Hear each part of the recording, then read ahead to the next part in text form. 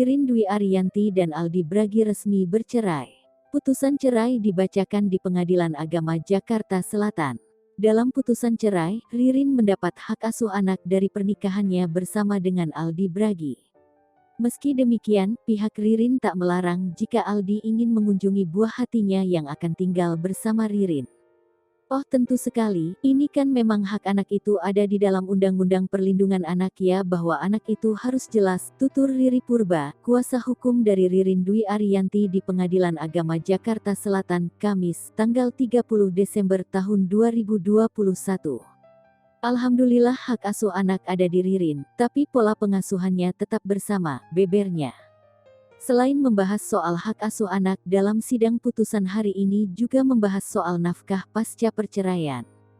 Ya, mengenai hak asuh anak dikabulkan, kemudian mengenai nafkah idah dan mutah yang dari awal memang sudah diingatkan majelis hakim karena memang ada hak-hak dari termohon ya hak dari istri, ujar Riri.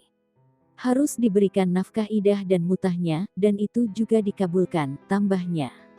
Dalam perceraian Ririn dan Aldi isu perselingkuhan sempat berembus, namun hal itu dibantah oleh pihak Ririn Dwi Ariyanti. Ririn diisukan berselingkuh dengan Jonathan Frizzy yang membintangi satu judul sinetron yang sama.